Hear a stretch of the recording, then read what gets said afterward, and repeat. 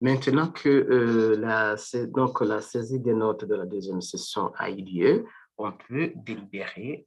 Voilà, pour faire cela, on veut ici, comme on l'a fait pour la première session, choisir l'année, la faculté, tout ça. Et la chose à faire pour la deuxième session, c'est la délibération. Donc, je veux dire qu'il a eu lieu le même jour, bon, parce que voilà, aucune inscription en deuxième session n'est validée. Vous devriez les valider d'abord. Donc, comme je vous l'ai dit, l'application, lorsqu'on a délibéré, il a envoyé la liste des étudiants qui n'ont pas réussi tous en deuxième session. Donc, pour les valider, on va venir ici dans la validation des inscriptions et je vais valider ces inscriptions pour la deuxième session. Je vais avoir toute une liste d'étudiants et donc je valide. Donc, ils sont rangés. Donc, vous voyez, l'étudiant validé, il tombe ici directement. Donc, je vais tout valider. Voilà, je clique ici pour valider tout ça. Voilà. Donc, je fais très vite. Donc, ce que j'ai déjà validé, il se trouve là en bas. Donc, ils sont rangés dans l'ordre de validation. Et voilà, voilà, voilà, voilà, voilà, voilà, voilà. Aussi, l'autre chose à faire, c'est que lorsque un étudiant s'inscrit, euh, on traite le cas, est-ce qu'il s'agit d'un redoublement ou bien d'un changement de filière? Cela marche pour seulement la première session. Sinon, pour la deuxième session, lorsque vous allez essayer de faire comme ça, l'application va vous dire que non, des trucs de changement de filière ne concernent pas qui est la première session. Donc, vous ne pourrez pas modifier quoi que ce soit. Donc, là, vous pouvez. Alors que pour la première session, on valide, donc on peut dire qu'il redouble ou qu'il change de filière. S'il change de filière, on doit préciser d'où l'étudiant vient et voilà. Et comme ça nous permet de migrer ces résultats vers la nouvelle orientation. Ça, c'est la validation des inscriptions. Maintenant que j'ai validé ces inscriptions, je peux retourner ici et très facilement procéder à une délibération. Donc, voilà. Bon, la première session, elle a été délibérée. Donc, comme elle a été délibérée, et la seule chose que je peux faire, c'est modifier la date de délibération ou même annuler. Je peux annuler. Mais ce que je vais faire, c'est pour la deuxième session. Et comme elle n'est pas encore délibérée, je vais déclencher la délibération. Et voilà, je fais comme ça. Voilà, à un certain moment, ça va finir. Donc, délibération, deuxième session, réussie.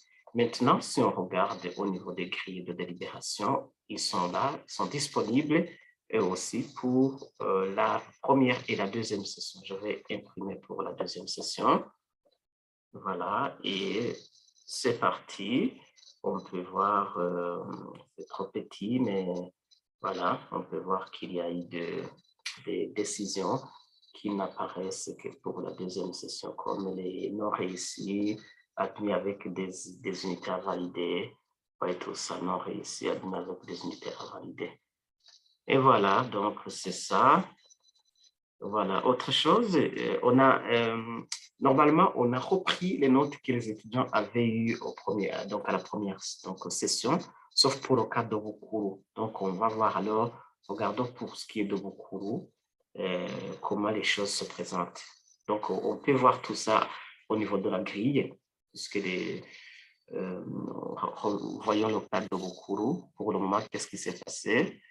Bukuru François. Oui, malheureusement, il n'a pas réussi, mais quelque part, il a une note. Bon, ça, ici, ce n'est pas très visible. Regardons cela au niveau de son bulletin. Donc, on va voir au niveau de son bulletin. Donc, Bukuru François. Ici, on va voir. Et Bukuru François, on peut voir que oui, ici, oui, pour ce cours, c'est là où on a changé sa note, l'administration publique. Il avait 6,63, on lui a fait 12,63. ce qui a fait que la moyenne pour cette unité est passée de 9,26 à 11,51 et son unité a été validée. Et la moyenne aussi du semestre a été touchée, elle est passée de 15,75 à 16,35. Et voilà, donc si on regarde comme cet étudiant a fait la deuxième session, en bas, tout va se lister. Donc, au niveau de la première session, bon, il y a quand même quelque chose que j'ai ajouté qui ne se trouve pas sur le bulletin actuel de l'UB, mais je pourrais l'enlever ou bien si d'abord il y a l'intérêt à cela et qu'il trouve aussi la nécessité de savoir quand est-ce qu'il y a eu la délibération de la première session et la délibération de la deuxième session, puisque ces dernières-là sont des séances qui se tiennent à des dates précises. Alors que si on garde une seule date, on risque de ne pas savoir quand est-ce qu'il y a eu quoi. Donc voilà, du coup, on peut voir qu'au niveau de la première session, il avait eu 2 unités à valider.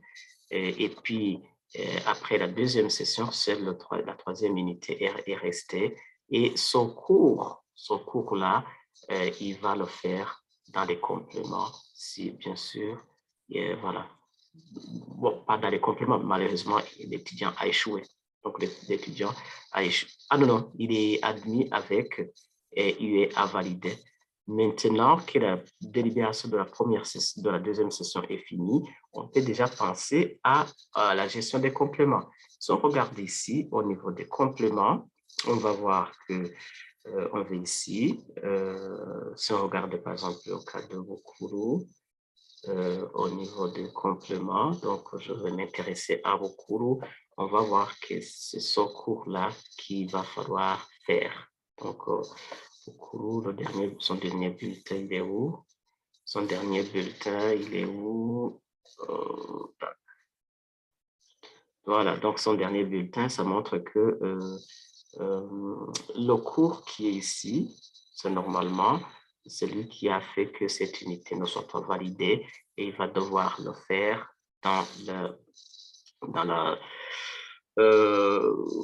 en guise de validation de complément. Donc ici, ce qu'on voit, c'est que donc ici, l'étudiant Bukuru, au niveau de la classe Bac 1, il a un cours appartenant à une unité qui n'est pas validée. Ce cours-là, c'est l'expression orale et écrite. Et voilà, donc lorsque il va valider, donc lorsqu'il aura fait l'examen pour valider cette unité, on viendra ici et on va pouvoir mettre la note ici. Si c'est validé, on va voir l'historique de validation de tout ça. Donc, globalement, je pense que ça va jusque-là. On a vu comment on génère des grilles de délibération, comment on crée les bulletins, et puis pour les différents rapports, vous avez pu voir la liste des étudiants qui ont réussi, par exemple, au niveau de la deuxième session, vous pouvez les imprimer. Voilà, vous pouvez voir ça. Et puis, on peut aussi voir, donc ça, je ne vais pas encore automatiser, mais l'idée aussi, c'est de pouvoir exporter cette liste et comme ça, dans un format Excel, et si cette liste peut être utilisée à d'autres fins, donc ça sera possible, sinon PDF ne se modifie pas. Donc, voilà, donc, grosso modo, on a la possibilité de gérer tout ce qui va dans la gestion académique, donc dans la gestion des résultats. Donc, il y a la saisie des notes, gestion des réclamations, des compléments, voilà. Et puis, j'ai aussi d'autres historiques que j'ai ici. Voilà, des rapports que j'ai ici, qui montrent, par exemple, la liste des étudiants ayant des compléments dans une classe donnée. Supposons qu'on est en bac 2, on a la possibilité de voir les étudiants se trouvant en bac 2. Donc, on a la possibilité de voir les compléments des étudiants qui se trouvent en bac 2 et que, voilà, qui sont avancés avec des unités à faire après. Donc, on a plusieurs choses ici. Donc, j'ai beaucoup de formulaires, j'ai beaucoup de rapports. Il reste juste à savoir pour chaque personne quel type de statistiques avez-vous besoin. Autre chose que l'on peut faire, on peut aussi voir l'état donc les taux de réussite, par exemple. Voilà, au niveau de cette année académique, si par exemple au niveau du lectorat, on a besoin de voir les statistiques de réussite, on pourrait le voir. Ça, par exemple, c'est statistiques de réussite. Au niveau de l'UPA, apparemment, ça, c'est ce que donc les scores. Et on peut voir qu'au niveau de l'assistant de direction, la classe de bac 1, c'est la seule à avoir subi une délibération de la première et la deuxième session. Initialement, il y avait 55. Il y a 11 qui ont réussi la première session, donc ce qui représente un taux de 16,92%. Les 54 sont envoyés faire la deuxième session. Et après la deuxième session, 31 ont avance ont réussi, donc soit un taux de 57, et au total, nous avons des réussites qui sont de 42. 42, oui, on peut voir 11, donc 30 et plus ça, et ça représente cela. Donc, il y a plein de choses à faire ici, et puis le taux des ajournés et assimilés aux ajournés, il représente 35, et voilà, c'est 23 plus 42, vous voyez que ça fait 65. Si il y avait la délibération de bac 1 en économie politique, par exemple. Ah, pardon, ce n'est pas pour l'USCO seulement, c'est pour tous les départements de l'université. S'il y a une vingtaine, on allait voir pour la classe de bac 1 toute une liste de départements. Et là, on allait avoir des données ici, nombre de candidats à la première session, les réussites, et tout ça, tout ça, tout ça. Et après, on aurait le taux de réussite global pour les bacs 1, pour les bacs 2, pour les bacs 3. Et si vous voulez bien, en disposant de toutes ces données, on peut aussi faire toutes ces statistiques annuellement, sans avoir à considérer qu'une seule classe. Donc voilà,